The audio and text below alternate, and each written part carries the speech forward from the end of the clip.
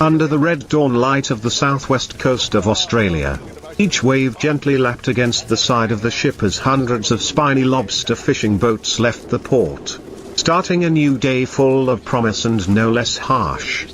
The sound of the engine echoed throughout the space. The fishermen in thick rubber jackets, dragging heavy iron traps, prepared to face the vast ocean. They were not looking for any creatures, but one of the most expensive seafood in the world, Australian spiny lobster. A living treasure under the sea. Spiny lobster, also known as rock lobster,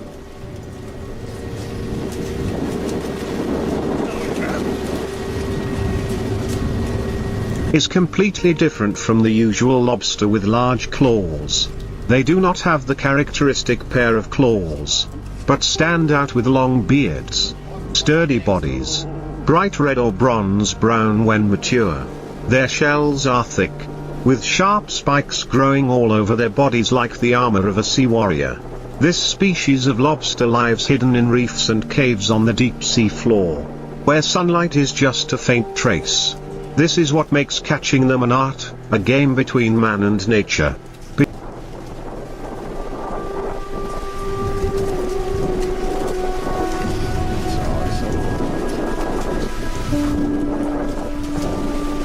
Between technique and perseverance, the millions of spiny lobsters caught each year are not accidental or simple. They are the result of long journeys at sea, meticulous calculations of currents, tides, water temperature, and even the behavior of the lobsters. Experienced fishermen can look at the color of the water, feel the wind and know exactly where the gold mine is, where thousands of lobsters are hiding. They often use traps called pots, cylindrical cages made of sturdy iron frames, covered with plastic and lined with wood to attract lobsters to crawl in.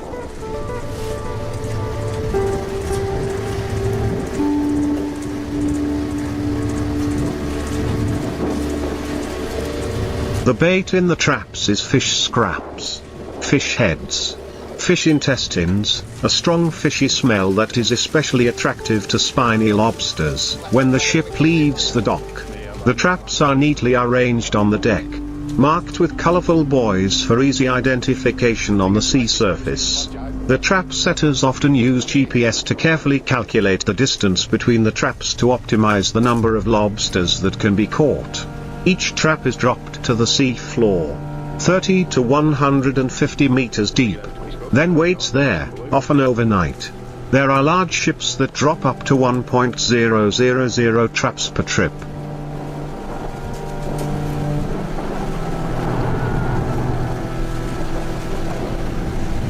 Creating a giant maze on the ocean floor, where lobsters cannot resist the strong smell of bait. Before the sun has risen above the horizon, the crew has begun the work of pulling the traps.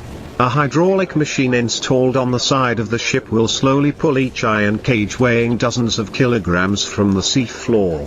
Each time a trap appears above the water, the whole ship is bustling. If inside there are 1, 2, or even 5 or 6 large red lobsters struggling, these lobsters are immediately sorted. Those that are large enough are kept.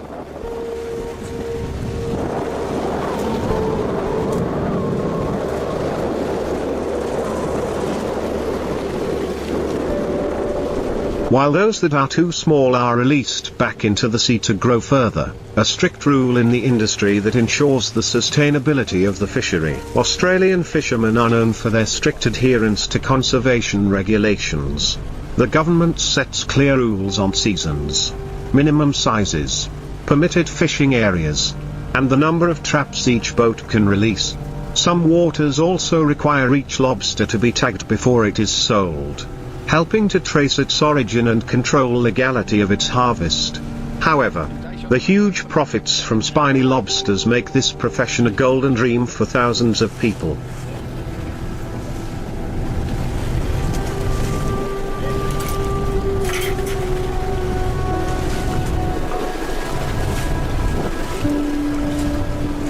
A large spiny lobster can sell for hundreds of Australian dollars, especially during the Lunar New Year season when the Chinese market is willing to pay a lot for the fresh, still wriggling lobsters in oxygen tanks in ports like Geraldton, Fremantle, or Port Lincoln. Every afternoon is a seafood festival. Ships line up to dock. Tons of spiny lobsters are loaded and sorted before being transferred to live tanks or packaged for export. The sight of hundreds of aerated water tanks, inside of which are thousands of bright red lobsters squirming under factory lights.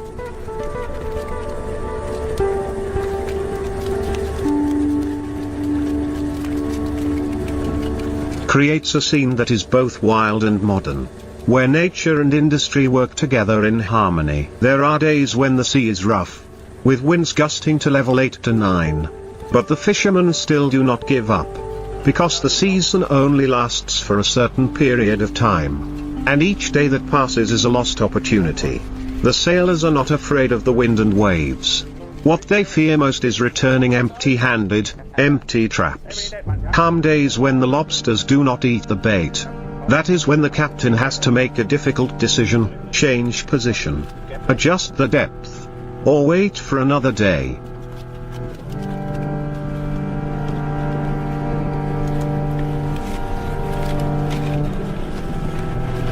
There are fleets that have to sail hundreds of nautical miles to find suitable waters, anchor there for many days, and live and work like a small city in the middle of the ocean. The difference of Australian spiny lobsters lies not only in their impressive size and appearance, but also in their sweet, firm meat and characteristic aroma. This is what makes them always sought after in luxury restaurants in Japan, Hong Kong, China, and Europe. In high-class parties, grilled lobsters with garlic butter or steamed with soy sauce are always the center of attention, making people admire not only for their flavor but also for their expensive value.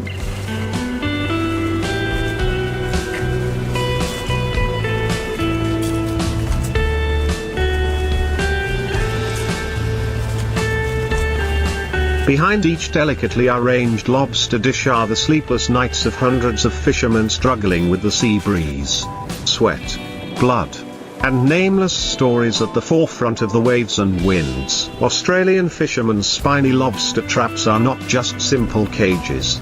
They are specially designed to not harm the lobsters and have escape hatches for the very small ones.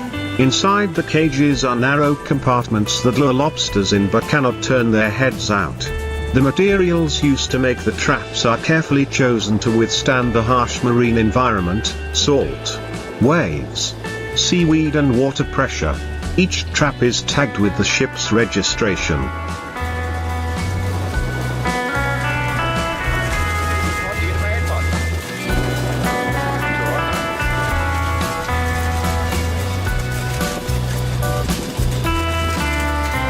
Ensuring that no one else can steal or use it without permission. Thousands of traps dot the seabed, creating an elaborate, sophisticated system that is difficult to replicate without years of experience. When the crew starts pulling the traps, the work requires coordination and precision. A hydraulic crane operator will hook a rope to pull each heavy trap from the seabed. Once the traps are brought aboard, another crew member quickly opens the lid to check the shrimp inside. If you're lucky, they will be full of large, dark red shrimp with powerful wagging legs and antennae.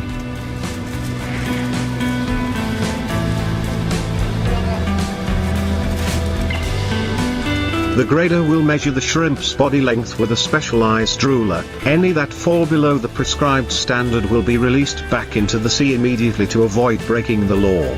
There are days when the boat catches thousands of lobsters, filling the deck in aerated tanks. The scene is both bustling and stressful. With qualified lobsters, fishermen quickly tag them and put them in tanks of cold seawater. The tags attached to the lobsters not only help identify their origin but also serve as a tool to ensure quality when selling them to the international market.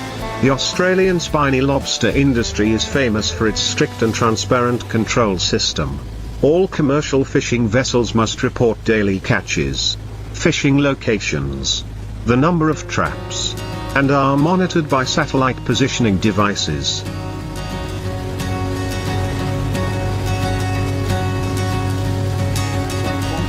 This monitoring system allows the Australian government to effectively protect marine resources, helping the spiny lobster industry develop sustainably and long-term. Back to daily work. On each fishing boat, all activities take place at a fast pace. No one is allowed to be late because time is gold. Especially when the weather is about to storm or the currents start to change.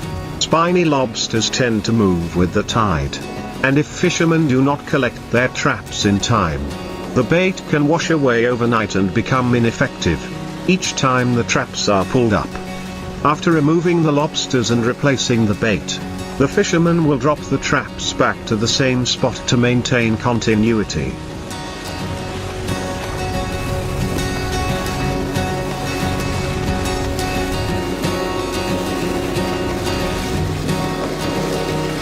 A ship can operate continuously from before dawn until nightfall, with repeated trap pulls lasting for hours. Some large ships work in shifts, dividing the crew into two groups that take turns resting to maintain non-stop work. On offshore trips lasting 5 to 10 days, they live, eat, and sleep right on the ship, which is equipped with a kitchen, bunk beds, an engine room, and even an industrial freezer. A workday can start at 3 a.m. and end at 10 p.m., only resting when they are too tired or the sea is stormy. In such conditions, each lobster caught is a prize, a real unit of value, paid for by hard work, sweat,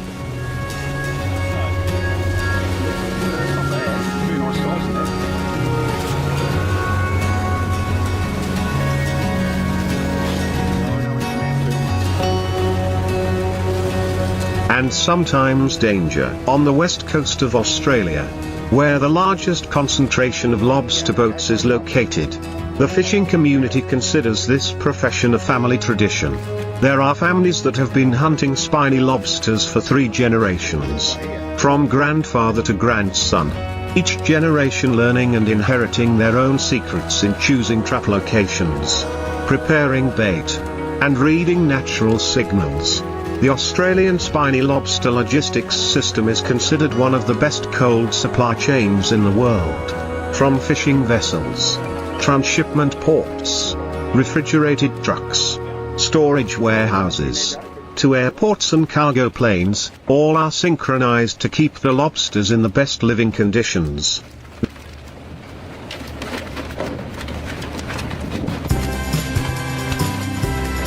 There have been lobsters that left Fremantle port in the morning, and arrived at the customer's table in Beijing the next afternoon, still alive, still wriggling vigorously.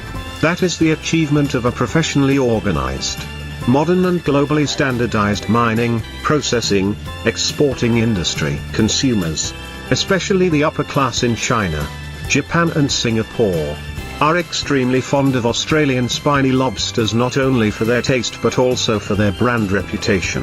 They believe that every lobster caught from the pristine, mineral-rich waters of Australia carries within it the essence of nature. Spiny lobster dishes such as sashimi, grilled lobster with cheese,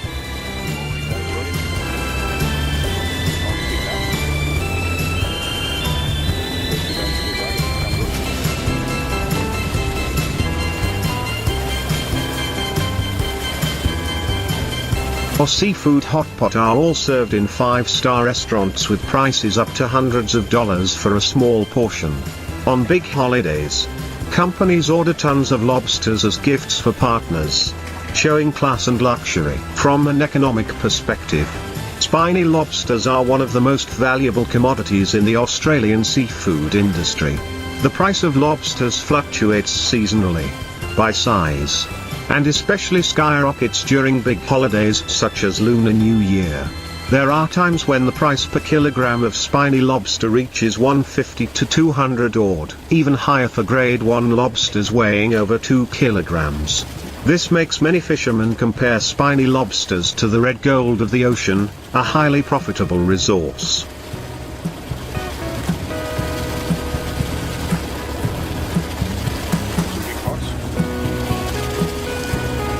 but also requires serious investment and a strong sense of discipline to exploit sustainably. In fishing communities, especially in Western Australia, where lobster hunting is most developed, there are whole villages that make a living from lobstering.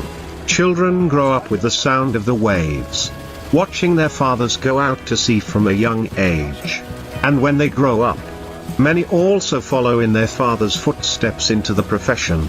Schools in these areas also incorporate curriculum related to seafood, fishing and marine conservation, helping the younger generation have the basic knowledge so that they can later take over and upgrade the traditional profession with new thinking and new technology. With support from the government, fishing associations,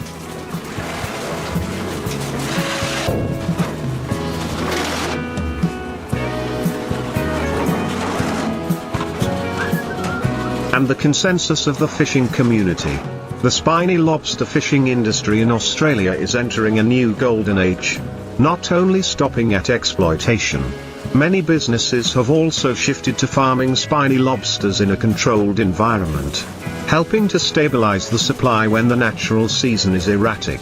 Breeding research centers, farms and seawater treatment plants are springing up, opening up a promising direction for the lobster industry, both diversifying production forms and reducing pressure on marine resources. However, whether farmed or caught, the true value of spiny lobsters still comes from the ocean, from the cold, nutrient-rich waters, from the rugged reefs, from the ancient coral reefs where the lobsters grow naturally in a balanced ecosystem. And no one understands this better than the fishermen, who are willing to sail thousands of nautical miles to catch just a few hundred kilos of lobsters per trip, then continue their journey tirelessly, amidst the white-capped waves.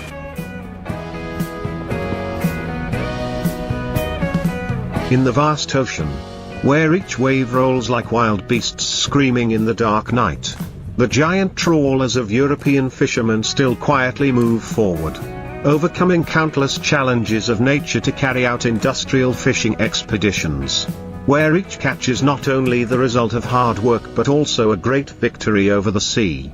From the bustling seaports of the Netherlands, Spain, Norway or France, the trawler fleets leave the dock in the silence of dawn, when the sunlight has not yet dispelled the cold fog clinging to the hull, starting journeys lasting weeks, even months, in the harsh North Atlantic, on ships over 100 meters long, over 5 stories high, equipped with the most modern technology such as fish-finding sonar, positioning radar and automatic net pulling system. Dozens of sailors work continuously, without rest, in shifts to operate a giant machine like a floating factory in the middle of the ocean.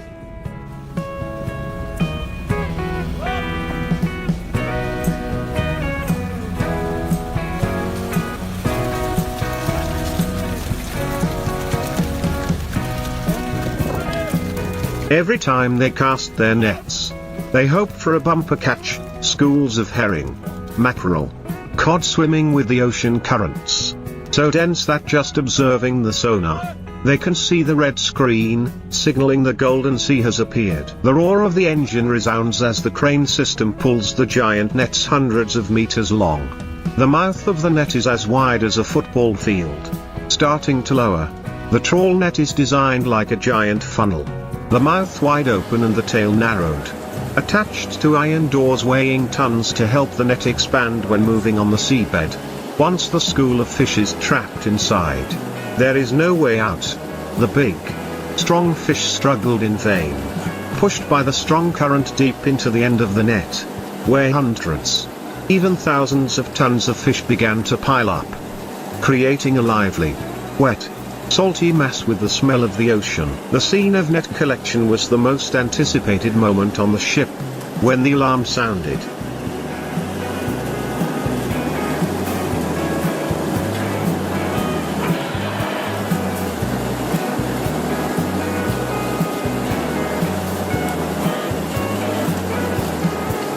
All the sailors immediately took their positions.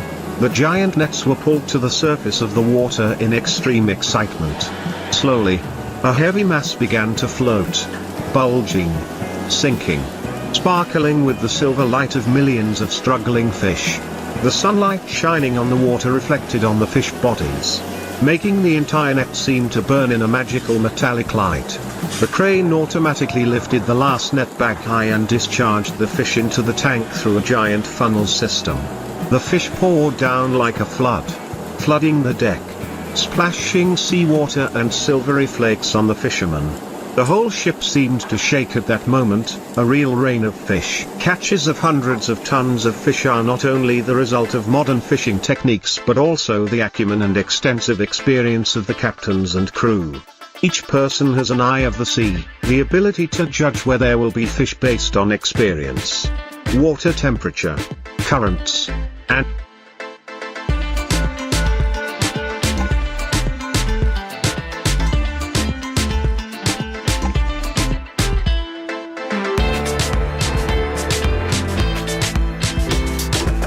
even the way seabirds move. Many times, an entire fleet of trawlers will be scattered across dozens of nautical miles, keeping in constant contact to share coordinates, calling each other to the area of big catches.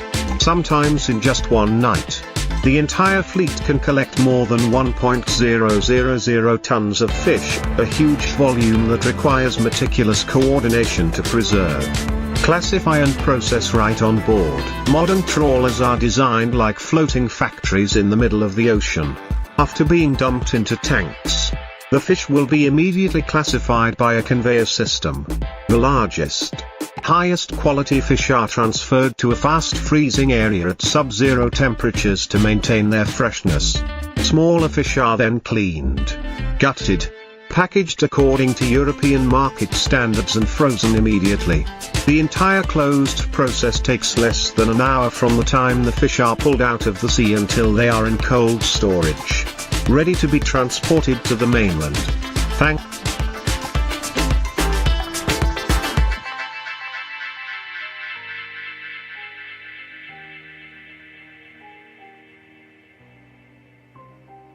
to this, even though they are caught thousands of nautical miles offshore, the fish remain as fresh as if they had just left the sea. Technology is the backbone of modern European trawling. New sonar systems can scan the seabed 360 degrees, helping captains know exactly where the fish are, in which direction they are swimming, and at what density.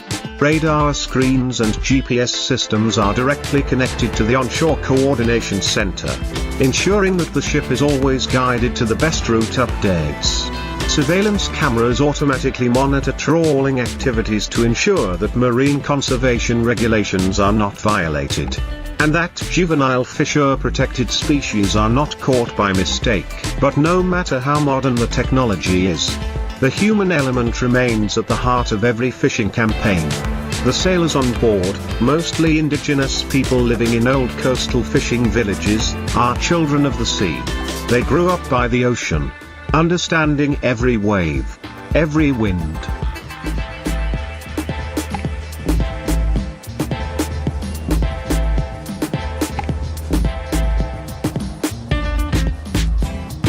Every season when fish come and go, for them, seafaring is not just a job, but a tradition, a source of pride for an entire generation. Each person has a clear position: crane operator, fish grader, refrigeration system operator, quality control person. During shifts lasting 6 to 12 hours, they work non-stop amid the roar of engines, the sound of water pouring down, and the stormy sound of falling fish. Life on board is a world apart, where people live and work in the middle of the ocean. In the morning, they wake up before the sun rises, working under the bright white halogen lights. Between shifts, they eat quick hot meals in the small dining room, then return to work. At night, when the sea is rough, the ship shakes violently like an earthquake, but everyone continues to work as if it is in their blood. There is no internet, no social media.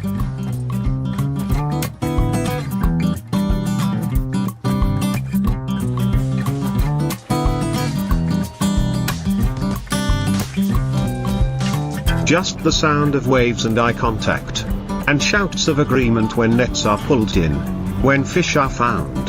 And every time a 100-ton haul of fish is brought aboard, the whole ship seems to explode in joy of victory, because they know they have just conquered a small part of the vast ocean. It is not always lucky. There are days when, after hours of pulling the net, when the heavy nets are brought aboard, people only see a few dozen tons of small fish scattered around. Or worse, full of seaweed and jellyfish. Disappointment is evident on every sailor's face. But no one complains for long. The sea is like that. Full of surprises and always tests the will of man. That is also what makes each great catch all the more memorable. Like a worthy reward after many days and nights of hardship. Captains on large trawlers are often experienced people.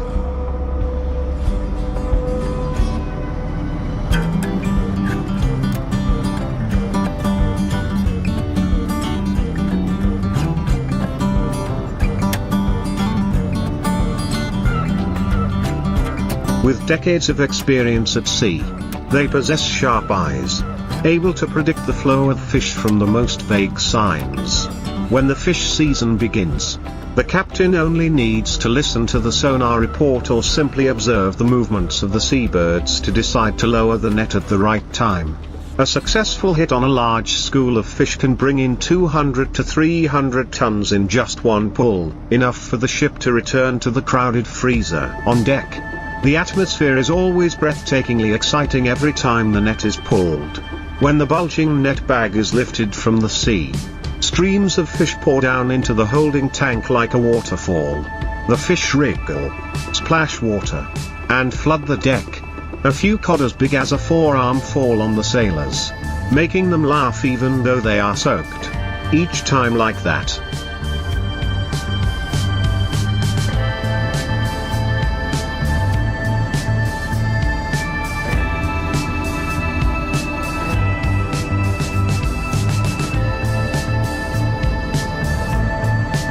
It feels like the entire ocean is wrapped up in a moment. The sparkling silver herring, the striped mackerel, the bright pink and white cod, all blend together with the salty smell of the sea. The smell of ship steel and diesel, creating a very unique symphony of industrial seafaring. In the cold storage below, the preservation system is operating at full capacity. Deep freezer tanks, tens of meters long, contain tons of fish that are flash frozen at -40 degrees Celsius. Each tank can keep fish fresh for weeks, even months. Some ships are also equipped with on-site canning and vacuum packaging lines, preparing products for direct export to Asia or North America immediately after docking. Thanks to that, products from European trawlers are always of the highest quality, sought after in major supermarkets around the world. On each journey, ships can travel thousands of nautical miles.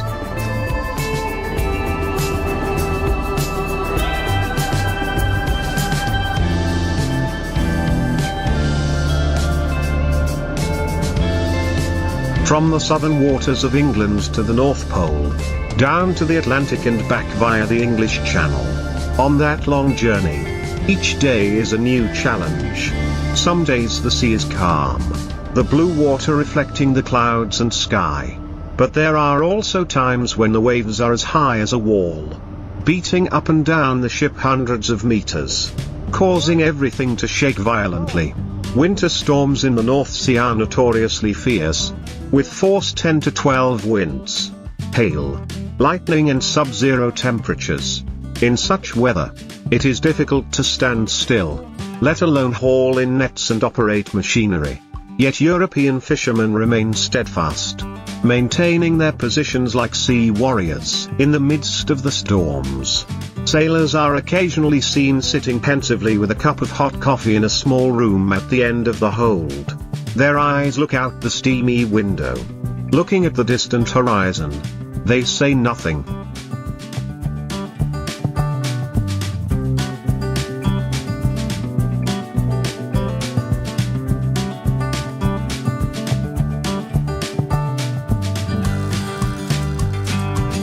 But in their hearts they are thinking of their small home, where their wives and children are waiting, where there is a familiar harbor and the smell of dried fish in the gentle afternoon sun. They understand that each trip to sea is not only to make a living, but also a way to keep the fire of the seafaring profession alive. Back to the giant catch. There were times when the ship hit a school of fish so big that it could not be pulled up all at once. The net had to be divided into sections of 100 to 150 tons each. There were so many fish that the tanks overflowed, forcing the captain to send out a signal to allied ships to come and help collect or transfer the fish to a specialized freezer ship.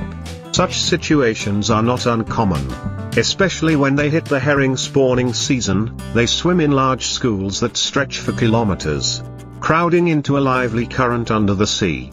The sonar appears densely. The screen is red, signaling that a gold mine has appeared. The atmosphere on the ship at that time was bustling like a festival. The sailors sang loudly while working. A few people whistled to the folk songs of their homeland. Under the high-power headlights, the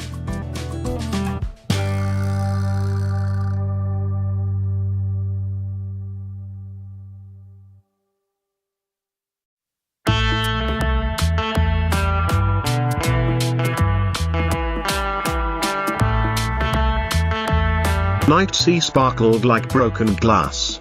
Fish still poured down, filling each cold compartment, each tank, each freezer. The sound of the engine running, the sound of the waves, the sound of falling fish seemed to blend with the heartbeat of the sailors. They knew that today's catch would feed not only their families but also their hometown port, where hundreds of workers were waiting for the ship to dock to start a new day.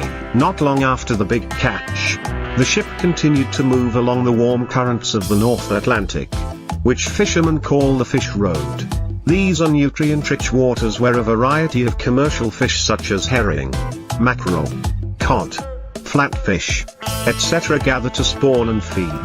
The farther from shore, the colder the water, the bigger the waves, and the denser the schools of fish. Waves up to 4 to 6 meters high seemed unable to stop the 1,000-ton ship, because every sailor on board was all too familiar with the madness of the sea.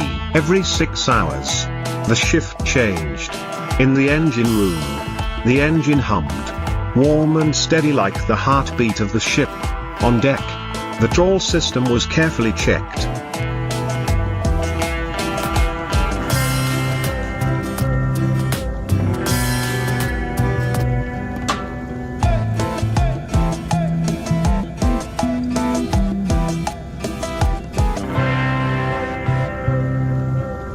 The iron doors were lubricated, and the cables were neatly wound in preparation for the next net drop. When the sonar scan detected a large school of fish swimming at the ideal depth, the command drop the net was heard over the loudspeaker system. Everyone got back into position like a perfectly programmed machine. The trawl net was lowered to the bottom. The ship slowed down, and the next hunt began. From the control room, the captain kept a close eye on the sonar screen, observing how the fish moved in the net. They adjusted the ship's speed, direction, and even the tilt of the net door to optimize the catch. When they felt they had enough, they gave the order to pull the net. That was when the pulse on the ship increased. The net was pulled up.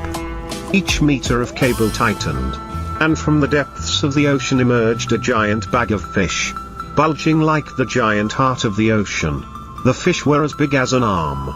Millions of them crowded together, shining in the lights like a silver rain. The sight overwhelmed those who had gone to sea for the first time.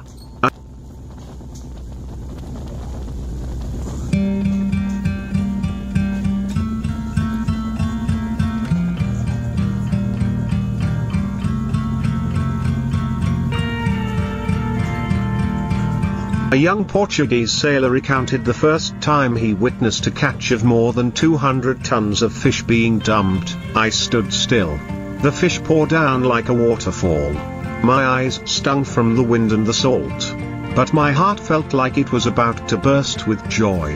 I understood why my father had been attached to the sea all his life. Many people once thought that trawler fishing was simply a net pulling job, but in reality, It is a complex chain of techniques, technology, human coordination and even luck.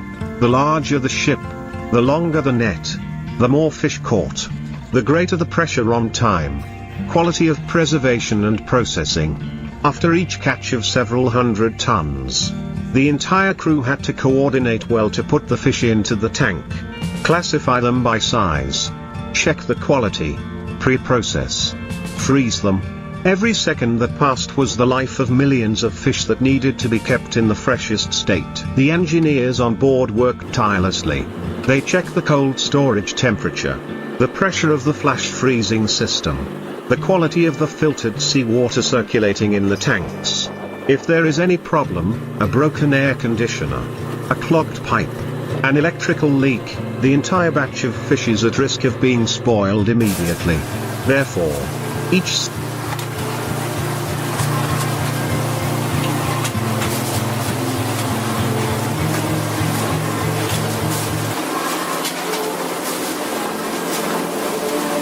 sea voyage is a challenge not only for the physical strength, but also for the knowledge and improvisation of the entire crew. And when the fish have been preserved and processed, the numbers on the control screen in the monitoring room jump up. Each box is bar-coded, clearly stating the type of fish, weight, fishing coordinates, net collection time and freezing time. The ship is so modern that it can transmit data to the mainland in real time so that the fishing company knows exactly what each batch is, and is ready to arrange a refrigerated container truck waiting when the ship arrives at port. The cold supply chain starts in the middle of the ocean and extends all the way to supermarkets in Frankfurt, Paris or Tokyo. Besides fish, ships sometimes encounter strange creatures. Sometimes it was a sunfish weighing more than a ton, caught in the net while hunting for herring.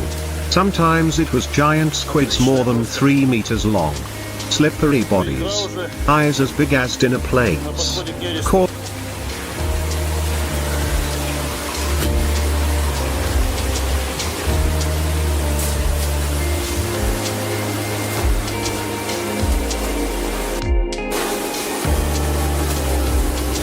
Causing a stir on the whole ship. They are not commercial objects, but are always brought up to the deck and released back into the sea immediately after being filmed and their sizes recorded. Sharks, sperm whales or sea turtles also sometimes appear near the ship, making the sailors cheer like children. Despite fishing on an industrial scale, European fleets always have to strictly comply with regulations on marine life conservation. They have warning devices to avoid catching banned species, camera systems to monitor all trawling activities to ensure transparency, and must periodically report the amount of fish caught to the Fisheries Management Agency. There are days when sonar detects large schools of fish, but the captain has to let them go because they are species outside the quota or the fishing area is full. Although regretful, they still accept, because if they are exploited indiscriminately, the 100-ton catches today will not be repeated next year. After long days at sea, when the freezer compartment was full to the last lid, the heavy ship turned its bow towards the mainland, carrying Дальше будет БГ. Треска и пикша мелкая.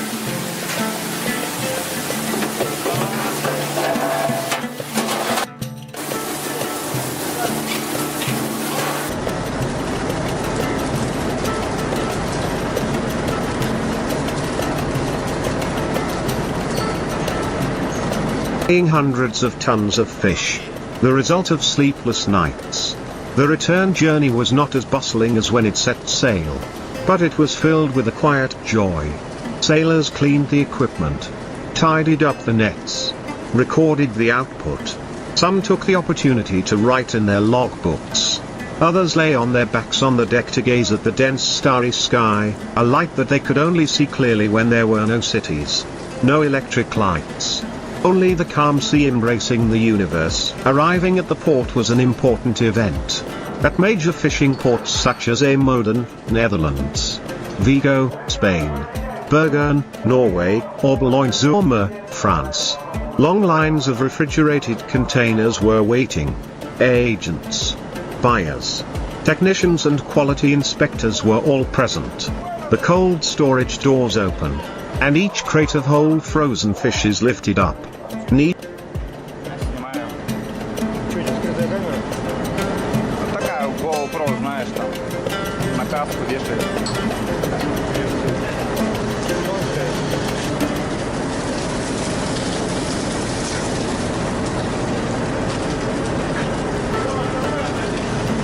stacked on the conveyor belt for inspection, and then transferred directly to a refrigerated truck to be taken to the processing plant. The icy smell emanating from the giant blocks of frozen fish makes the entire port seem to be immersed in the salty and cold mist typical of the open sea. Inside the processing plants near the port, the assembly line operates 24/7. Workers in cold weather jackets and gloves sort fish by size, behead, gut, debone, and fillet them. Hundreds of fish can be processed every minute, then placed in vacuum trays, boxed, labeled with traceability information, from the coordinates of the catch, the date and time of the net collection, to the ship that brought the fish to shore. Each batch of hundreds of tons of fish is not only a story of fishing, but also the first link in the global seafood supply chain, where fish caught from the North Atlantic will be on the dining table in Singapore, Tokyo or New York in just a few days. However, the life of a fisherman does not stop at docking. After a few short days off with their families,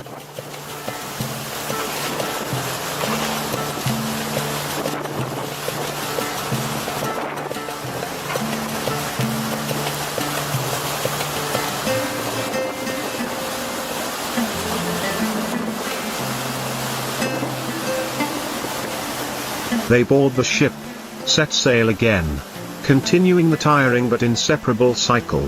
An old Norwegian sailor once said, "When I am on land, I cannot sleep. I miss the sound of the waves, the sound of the engine, the smell of fish and the salty taste on my lips.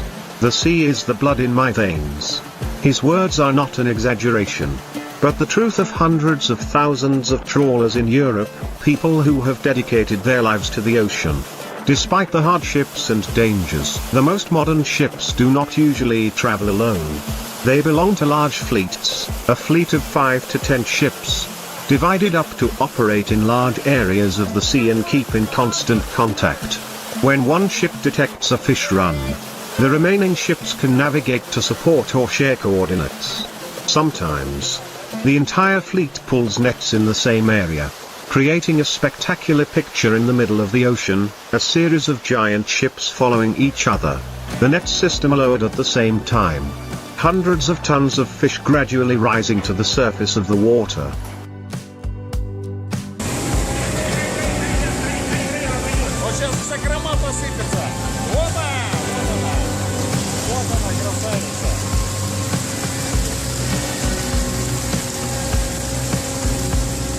Shining like silver waterfalls in the bright afternoon sunlight. Those images, for those in the profession, are prouder moments than any title. Pulling up 300 tons of fish at once is not only a victory of technique but also a testament to the courage, resilience and absolute faith in the ocean. Young people new to the profession often stand quietly at the stern of the ship, watching the fish fall and suddenly understand, this is not just a job, this is a whole life. A thread connecting people with the vast ocean. It is not uncommon for outsiders to think that trawling is an ocean sweep. But they do not know that behind the big catches are hundreds of strict regulations on protecting marine resources. Each vessel has fishing grounds limits, quotas, species allowed to be caught and minimum size.